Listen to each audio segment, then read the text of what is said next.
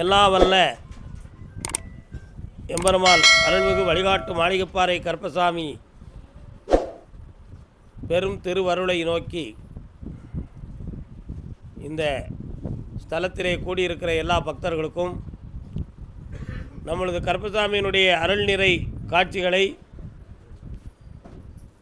அருள் நிறைந்த மன மகிழ்ச்சி நிறைந்த ஒவ்வொரு நிகழ்வுகளையும் நெஞ்சார யூடியூப் சேனல் மூலமாக பார்த்து தன் மனதுக்குள்ளே பிரார்த்தனை செய்து கொண்டு தன்னுடைய எண்ணங்களும் நிறைவேற வேண்டும் என்று நினைத்து கொண்டிருக்கிற எல்லா பக்தர்களுடைய எண்ணங்களும் ஈடேறி இந்த பூவுலகில் நீங்களெல்லாம் புனிதமான வாழ்வை பெற வேண்டும் என்று சொல்லி உங்களுக்காக என்னாலும் பிரார்த்தனை செய்து கொள்கிறேன்.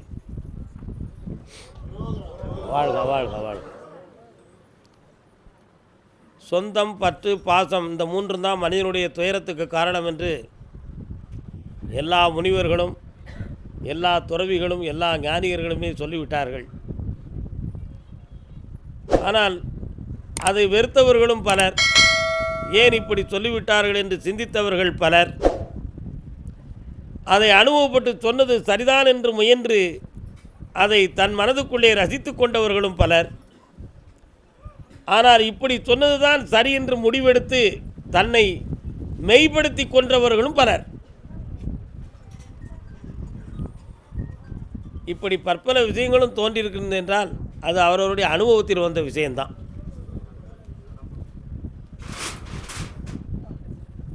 துன்பமெல்லாம் நம் மனதை சுத்தம் செய்யத்தான், வலிய தோளிரண்டும் நம்மை தாங்கிக் கொள்ளத்தான்,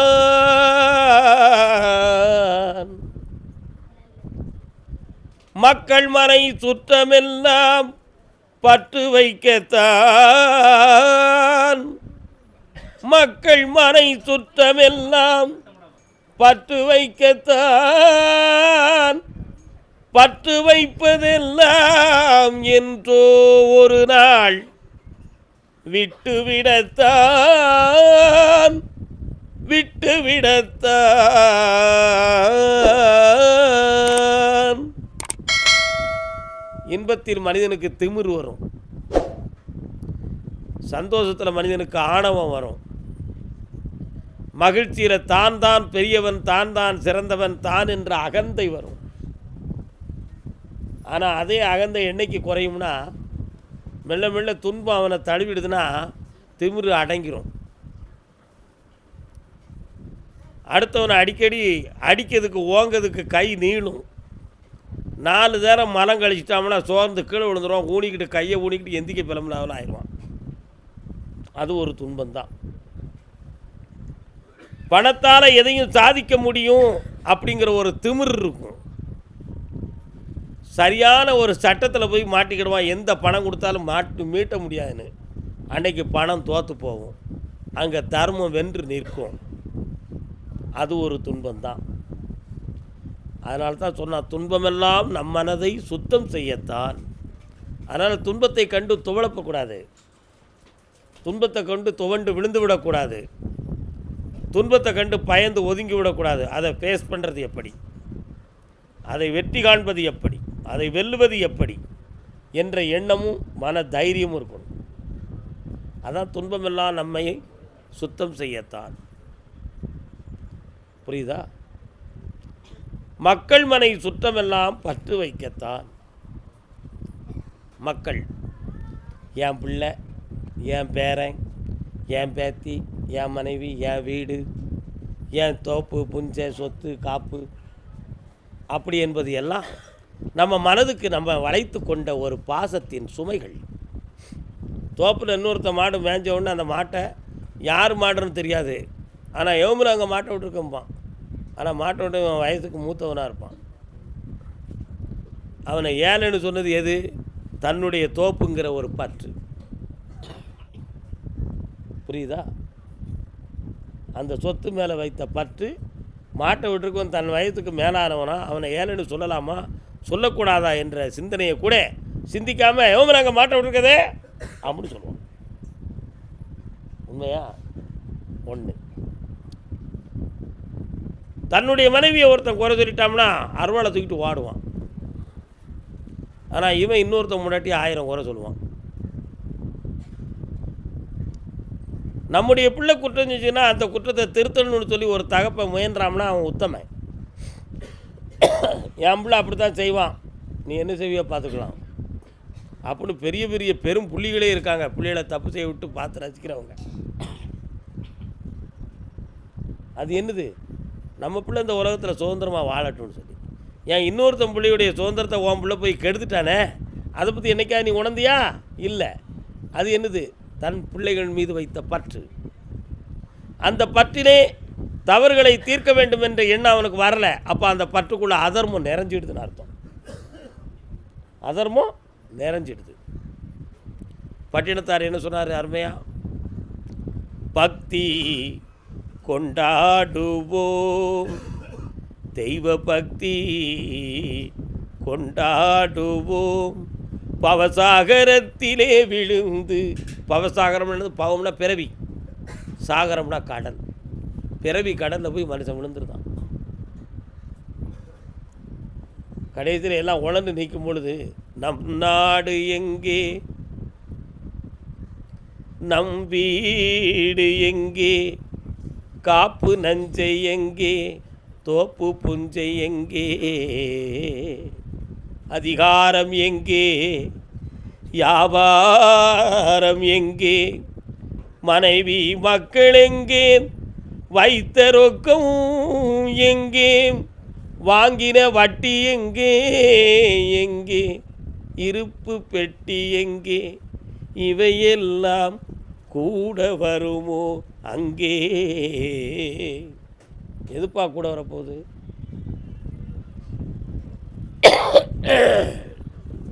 ஒன்றுமே வராது. ஆனால் வராது இருக்கிறத வர வேணுங்கிற ஆசை. இந்த பற்றுக்குள்ளே தான் அவன் மயங்கி கிடக்கான். பற்று, பாசம், இவைகளுக்கெல்லாம் மனிதன் மயங்கிட்டான். ஆனால் இவைகளெல்லாம் தூண்டி விளக்கு போல சுடராக எரிய வைத்தது எது? ஆள் மனதுக்குள்ள மரபு அணுக்கள். அப்படி ஜீன் படியே இந்த பற்று, பாசம், இந்த ஆசை எல்லாம் உள்ளுக்குள்ள ரெக்கார்டு. அது மறைமுகமாக உட்காந்து தூண்டுது. இவன் சுடர் விட்டு எரிஞ்சுக்கிட்டு இருக்கான். வலிய தோள் இரண்டும் நம்மை தாங்கிக் கொள்ளத்தான். நம்ம கீழே விழுந்து விடக்கூடாதுங்கிறதுக்காக நம்முடைய தோள்களை நம்மளை தாங்கிக் கொள்ள வேண்டும். மக்கள் மனை சுற்றமெல்லாம் பற்று வைக்கத்தான், பற்று வைப்பதெல்லாம் என்று ஒரு நாள் விட்டுவிடத்தான். அதைத்தான் அவர் சொன்னார். நம் நாடு எங்கே, நான் நாடு, எனக்குடைய நாடுன்னு அரசன் சொல்லுதான். போகும்போது நாட்டை அவன் கொண்டு போக மாட்டான். அதான் நம் நாடு எங்கே.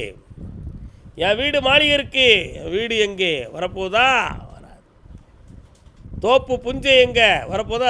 நஞ்சை எங்கே, தோப்பு புஞ்சை எங்கே, அதிகாரம் எங்கே, தானுங்கிற திமிரில் என்ன நீ உட்காருங்கள, அதிகாரம் திமிரு. வியாபாரம் எங்கே, பணத்தை சேர்த்து வைக்கிறதுக்காக பண்ண தான் என்ற அகந்தையில் பண்ண வியாபாரம் எங்கே. இவைகளெல்லாம் கூட வராதுப்பா. ஆனால் எதுயா கூட வரும்? தக்கார் தகவிலார் என்பது அவரவர் எச்சத்தால் காணப்படும். திருக்குறள். தகுதி உடையவன் தகுதி அற்றவன் அப்படிங்கிறத எப்பொழுது நிர்ணயிக்கலாம்? அவன் விட்டு சென்ற புண்ணியத்தையும் நல்ல செயலையும் இந்த உலகம் சொல்லுமே, அன்னைக்கு தான் அவன் எப்படி வாழ்ந்தாம்ங்கக்கூடிய ரெக்கார்டு வெளியே வரும். எச்சம் என்றால் மிச்சம் என்பது பொருள். பறவை போட்டால் அசிங்கம். மனிதனுடைய எச்சத்துக்கு மிச்சம்னு தான் பொருளை தவிர மலம் என்று பொருள் அல்ல. அதான் தக்கார் தகவிலார் என்பது அவரவர் எச்சத்தார் காணப்படும். அவன் விட்டு சென்ற நற்பண்பு, நல்ல பழக்கம், இவைகளை தான் அவனை அடையாளம் காட்டணும் அப்படின்னு சொல்கிறார். வாதுற்ற தின்புயர் அண்ணாமலையார் வளர்ப்பதத்தை போதுற்று எப்போதும் புகழ்வாய் நெஞ்சகமே, தீதுற்ற பொருளும் தேடி புதைத்த திரவியமும் காதற்ற ஊசியும் வாராது காணும் கடைவழிக்கே. வாதுற்ற தின்புயர் அண்ணாமலையார் எம்பெருமான் சிவபெருமான் மூங்கில் போன்ற தோள்களை உடைய கானகத்தினே அற்புதமாக ஆடிக்கொண்டிருக்கும் தில்லை நடராஜ பெருமாளாக காட்சியளிக்கின்ற பெருமான் மீது நீ பற்று கொள்ளாமல், இறை பற்று இல்லாமல், அவனுடைய மலர்பதத்தை போதுனா மலர்கள் போதுற்று எப்போதும் புகழ்வாய் நெஞ்சகமே, மலர்களை தூவி போற்றி அகவல் பாடும் அந்த புகழ்வதையெல்லாம் விட்டுட்டு தீதுற்ற பொருளும், மனிதன் வாழ்வதற்கு பொருள் வேணும், ஆனால் தவறு செய்வதற்கு உதவியாக தான் அந்த பொருள் இருக்கும். அதான் தீதுற்ற பொருளும் யாரோ தேடி புதைத்த திரவியமும். எவனோ ஒருத்தன் மண்ணுக்குள்ளே போச்சு வச்சுட்டு போயிட்டான். ஒன்று மண்ணுக்குள்ளே போச்சு வச்சுருப்பான், இல்லைன்னா அவன் இருந்த வீடு வாசனை எல்லாம் மண்ணோடு மண்ணாக போயிருக்கும். ஒரு 500 ஆண்டுகளுக்கு முன்னால் என்றைக்கோ ஒரு நாள் தோண்டுவான், எவனோ வந்து தோண்டுவான், அங்கே புதையலாக வரும். இவன் அதை யோகம்வான். ஆனால் நடந்த சம்பவம் அப்படி அல்ல. தீதுற்ற பொருளும் தேடி புதைத்த திரவியமும், யாரோ தேடி புதைத்து வைத்த திரவியமும், காதற்ற ஊசியும். நூலு கொறுக்கிறதுக்கு காது இருக்கும் ஊசியில், அது கூட அந்து போயிருந்த ஊசி இருந்துச்சுன்னா காதற்ற ஊசியும் வாராது காணும் கடைவழிக்கு. கடைசி காலத்தில் அந்த ஊசியை கூட உடம்புல சொருக்கிட்டு போக முடியாட்டான். அப்போ எதுவுமே மனிதனுக்கு கூட வரப்போகிறது இல்லை. ஆனால் என்ன வரும், அவன் செஞ்ச புண்ணியமும் அவன் செஞ்ச பாவமும் வரும். அது எப்படி இந்த சரீரத்துக்கு எட்டும்? ஒன்று சரீரம் மண்ணுக்கு இரையாகும், இல்லைன்னா நெருப்புக்கு இரையாகும். இதுதான் உலக இயற்கை. அப்போ இந்த பாவமும் புண்ணியமும் இந்த சரீரத்தை சேருமா? சேராது. எதை சேரும்? வாழ்ந்து சென்ற ஆன்மாவை சேரும். சரீரத்துக்குள்ளே இருந்து ஆட்டுச்சே அந்த ஆத்மாவை சேரும். பாவம் கூடியிருக்கா, அடுத்த பிறவியில் அதை நிறைவேற்றத்துக்கு இன்னொரு பிறவி வரும். புண்ணியம் கொஞ்ச நாள் சந்தோஷமாக வச்சுருக்கும், பாவம் கொஞ்ச நாள் போட்டு வருத்தும். இந்த ரெண்டும் தான் அந்த ஆன்மாவை பாடாக கிடந்து படுத்தும். அதனால தான் காற்றுள்ள போதே தூற்றிக்கொள். ஒவ்வொருத்தரும் விவரமாக சொன்னாங்க. காற்றுள்ள போதே தூற்றிக்கொள்ளா, காற்று இருக்கும் பொழுதே கற்காயை பற்றிட்டு நெல்லை அழிக்கான்னு சொல்லி விவசாயி சொன்னாங்க. பெரிய பெரிய பெரியோர்களெல்லாம் சொன்னாங்க, நான் இருக்கும் பொழுதே நீ அடிக்க வேண்டியதெல்லாம் அடிச்சுக்கான்னு பெரியோர்கள் சொன்னாங்க. ஆன்மீக ஞானி என்ன சொன்னால், காற்றுள்ள போதே தூற்றிக்கொள் மகனே, இந்த ஆத்மா அந்த சரீரத்துக்குள்ளே இருக்கும் பொழுதே அதர்மத்தை ஒன்றை விட்டு தூற்றிடுடா அப்படி சொன்னான். இதுதான் காற்றுள்ள போதே தூற்றிக்கொள் அப்படின்னு சொன்ன ஒரு வார்த்தை. அது சரீரத்துக்குள்ளே நம்ம இந்த ஆன்மாவை வச்சு வாழ்ந்துக்கிட்டு இருக்கும் பொழுதே அதர்மத்தை நீக்கி தர்மத்தை கையில் எடுத்து பக்தியை பெருமையாக்கி ஞானத்தை சுடராக்கி நம்முடைய மனதை பக்குவப்படுத்திட்டோம்னு சொன்னால் நமக்கு என்ன செய்யாது? புண்ணியம் நம்மளை விட்டு அகலாது. ஆனால் இதையெல்லாம் அகலாமல் வைத்திருக்கிறதுக்கு காரணம் என்னன்னு சொன்னால், சொந்தம் பந்தம் பற்று பாசம், அதுக்கு வேணும் இதுக்கு வேணும் அப்படி வேணும் இப்படி வேணும்னு சொல்லி குறுக்கு வழியில் வாழ்வு தேடிடும் குருட்டு உலகமடா அப்படி சொல்லி எந்தெந்த வழியிலாமோ போய் பணத்தை தேடி அதில் பாவம் இருக்கா புண்ணியம் இருக்கான்னு தெரியாமல் எல்லாமே செஞ்சு அடுத்தவன் மனசை நோக வச்சு பிரத்தியாருடைய மனம் வருத்தப்படுமே அப்படிங்கிற சிந்தனையை பற்றி கொஞ்சம் கூட கவலைப்படாமல் எல்லா செயல்களையும் செய்து மனிதன் வாழதானே, அதுக்குள்ளே தான் பாவம் இருக்குது. அது எதனால் வந்துச்சு? பாசம், வாழணுங்கிற ஆசை. யாருக்காக வாழணும்? தன் சந்ததியர்கள் மீது வைத்த பாசத்திற்காக. பாசத்தை ஏன் பிரிக்க முடியல? ரத்தத்திலையும் உணர்ச்சியிலையும் அது போய் பற்றிக்கிடுது. அதை பிரித்து எடுக்க முடியலை அந்த பற்று உணர்வுக்காக. இதுக்காக கிடந்த மனிதன் தவிக்கான். இதுதான் உண்மை. இந்த நிலையிலிருந்து விடுபட முடியுமானா பிறவியில் விடுபட முடியாது. ஆனால் நீ சரணாகதி ஆனா உன்னுடைய எண்ணங்களை நிறைவேற்றி உன்னை வாழ வைக்கிறதுக்கு இறை சக்தியால் முடியும். அதுக்கு உன்னுடைய மனசை நம்ம தைரியமாக்கணும், நம்ம தெளிவாக்கி வரணும். அது ரொம்ப முக்கியம். ஒரே ஒரு பாட்டு தான், சட்டி சுட்டதடா கை விட்டதடா. அந்த பாட்டுக்கு என்ன அர்த்தம்? கவிஞர் கண்ணதாசன் ஐயா அவர்கள் எழுதினார். ஆனால் இதை எழுதினது யாருன்னா திருமூலருடைய பாட்டில் உள்ள அர்த்தம். சட்டி சுட்டது கை விட்டதுன்னு சொல்லிட்டாரு. எந்த சட்டி? கருவிக்க சட்டியா? இல்லை. மனிதனுடைய உடம்பு ஒரு பாத்திரம். அந்த பாத்திரம் என்ன ஆகுது? இருக்கிற ஈரத்தன்மையிலிருந்து வாழுகின்ற பசுமைத்தன்மை அத்தனையும் இழந்து மரத்து போய் சுட்டு வறண்டது போல் ஆயிடுது. இயலாமைக்கு வந்துருச்சு. இயலாமைக்கு வந்த காரணத்தால் பஞ்சபூதங்கள் 5 இந்த உடம்பை கைவிட்டுருச்சுன்னா, பஞ்சபூதம் எதுக்குள்ளே இருக்குன்னா ஆன்மாவுக்கு ஏவல் ஆளாரு. ஆத்மா இந்த உடம்பை என்ன செய்யுது? கைவிட்டது. ஏன் கைவிட்டது? இனி இந்த சரீரத்துக்குள் இருந்து வாழ முடியாது என்ற உண்மையை உணர்ந்து இந்த சரீரத்தை இந்த ஆன்மா கைவிட்டது. இதை ஞானி இப்படி சொன்னார். அதை கவிஞர் என்ன சொன்னார்? சட்டி சுட்டதடா கைவிட்டதடான்னு சொன்னார். நம்ம என்ன நினச்சிக்கிட்டோம்? சட்டியை தூக்கியிருக்கான், அது சுட்டுருச்சு, அதனால் கை விட்டுருச்சுன்னு இவன் சொல்கிறான். ஆனால் ஞானி சொன்ன வாக்கு அப்படி இல்லை. அப்போ இந்த சரீரத்தில் வலிமை இருக்கிறது வரை மனிதன் என்ன வேணாலும் செய்வான். சரீரத்தில் திறன் இருக்கிறது வரை அவன் எல்லா தப்பும் செய்வான். ஒன்று, தனக்குன்னு செல்வாக்கு, தனக்குன்னு புகழ், எதையும் செய்ய முடியும் என்ற இருமாப்பு, இவைகளெல்லாம் இருக்கும் பொழுது நீ தர்மமாக நடந்துட்டனா நல்லா இருக்கும் இல்லையா? அதை பற்றி சிந்திக்க தயாராக இல்லை. இவன் தயாராக போவான். தர்ம நீதியை பேசி எங்கேயா நம்ம வாழ முடியும் உலகத்தில்? எவையா சம்பளம் தரான்? அதுக்கு தருவானா? தரமாட்டான். ஒரு சினிமா படத்தை பார்த்தீங்களா? விவசாயி படம் பார்த்தீங்களா? அந்த படத்தில் சிந்திக்க வேண்டிய ஒரு காட்சி இருக்குது, சின்ன காட்சி. வீட்டில் இருந்து ஒரு விவசாயி நெல் மூட்டையை ஒரு பெரிய பண்ணையார்கிட்ட விற்கிறதுக்கு கொண்டு வரும் பொழுது 50 தூணி மரக்கால் கொண்டு வந்திருப்பார்.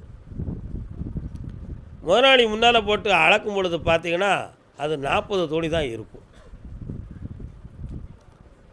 நான் வீட்டில் அளக்கும்போது 50 இருந்துச்சே அப்படின்னு விவசாயி சொல்லுவான்.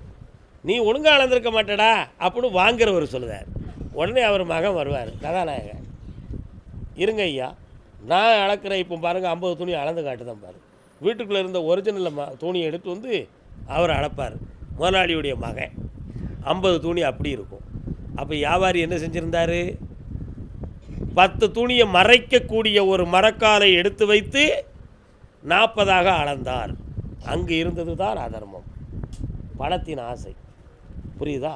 இப்படி விதவிதமாக தப்பு செய்யறதுக்கு இந்த உலகம் காத்து கிடக்கு. உண்மையா இல்லையா? இந்த தப்புகள்லாம் இந்த உலகத்தில் மலிந்து இருக்குது. இதெல்லாம் எங்கே? ஆசை. எனக்கு வேணும், எனக்கு வேணும், எனக்கு வேணுங்கிற ஆசை. இந்த ஆசை கடலில் இருந்து மனிதன் மீளணும் ஐயா. துன்பப்படாதவனே உலகத்தில் இல்லை, எல்லாரும் துன்பப்படும். 8000 ஜீவஜந்துக்களும் துன்பப்படுது. எந்த உயிர் துன்பப்படலை? 8000 ஜீவஜந்துக்களும் துன்பப்படுது. இன்னொருத்தனுடைய வருமானத்தை கண்டு வருத்தப்படுறவன் மனுஷன் மட்டும்தான், வேறு யாருமே கிடையாது. அதே வருமானத்தில் அவனுக்கு கொஞ்சம் கூட ஒரு 10 பணத்தை கொடுத்தாச்சுன்னா அதை பற்றி வருத்தப்பட மாட்டான். வருத்தப்படுவான், இன்னும் கொஞ்சம் தரலாமேனு, ஆனால் வெளியே சொல்ல மாட்டான். அப்போ மனத்தை நினைச்சு தான் இன்னொருத்தன் உழைப்பை வாழணும்னு நினைக்கான். ஏன் உன் உழைப்புக்கு இதுதான் கூலின்னு நீ நினைக்கலையா?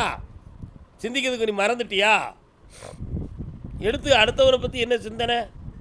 பிரத்தியாருடைய உயர்வை பற்றி உனக்கு என்ன பேதம்? அப்படி என்னது? உனக்கு பகவான் நடந்தது இவ்வளவுதான் நீ ஏன் நினைக்கல? நாட்டமென்றே இரு, சற்குரு பாதத்தை நம்பு, பொம்மநாட்டமென்றே இரு, பொல்லா உடலை அடர்ந்த சந்தை கூட்டமென்றே இரு, சுற்றத்தை வாழ்வை குடங்கவிழ் நீர் ஓட்டமென்றே இரு, நெஞ்சே உனக்குபதேசம் இதே. நமக்கு இட்டபடி தான் நடக்கும். இட்டபடி என்றென்றிரு. உனக்கு என்ன நடந்துச்சோ, என்ன நிகழ்ந்ததோ, இந்த பிறையில் உனக்கு என்ன வேணுமோ அது ஒழுங்காக நடக்கும். அதுக்கு மேலே நீ போகணுன்னு சொன்னால், நான் 1 கோடி ரூபாய்க்கு ஒருத்தனுக்கு சாப்பாடு போடுறேன், 4 அடி அளவுக்கு மீறி வளர்ந்து காட்ட முடியுமா? 5 அடி ஒருத்தன் இருக்காயா? விதவிதமான சாப்பாடை 1 லட்ச ரூபாய்க்கு போட்டுருவோம். இன்னும் 2 அடி வளர்ந்து காட்டிடுவாராயா? வளர முடியாது. ஏன்? இந்த பிறவியில் நீ உனக்கு இதுதான் பகவான் இந்த பிறவியில் உனக்கு கொடுத்த வளர்த்தி இதுதான். இந்த வளர்த்தியை வச்சு நீ நல்லவனாக வாழு, நீ சந்தோஷமாக இரு, இந்த பூ உலகை நீ புண்ணியமாக கருது. உன் உள்ளந்தான் எனக்கு தேவை, உன் உடம்பு வளர்த்தியும் உன் உயரமும் எனக்கு தேவையில்லையே. நீ என்ன உயரமாக இருந்து என்ன நடக்க போகுது உனக்கு? இவ்வளோ உயரத்து உள்ள மனிதனுக்கு எவ்வளவோ உயர்ந்த உள்ளே இருக்கலாம்னு நான் எதிர்பார்ப்பேன்ல, உண்மையா இல்லையா? அப்போ உள்ளம்தான் தூய்மையானது. அதுக்கு மேலே வளரணும்னு உனக்கு ஆசை இருக்கலாம். ஆண்டவன் உனக்கு இவ்வளவு தான் வளர்த்தின்னு நிர்ணயிச்சிட்டான் இல்லையா? அதுக்கு மேலே நீ என்ன சாப்பாடை சாப்பிட்டானே, நீ என்ன எக்ஸசைஸ் செஞ்சானே, எங்கே போய் வளர போகிற? நடக்காது. அன்று விட்டது விட்டது தான், தொட்டது தொட்டது தான், விட்டது விட்டது. இந்த இடத்துல சிந்திக்க வேண்டியது என்ன? தனக்கு அளந்ததை, தனக்கு நியமித்ததை, தன் வாழ்வை நம்மை நெறியோடு வாழ பழகி கொள்வது மட்டும்தான் மனிதனுடைய வாழ்க்கை.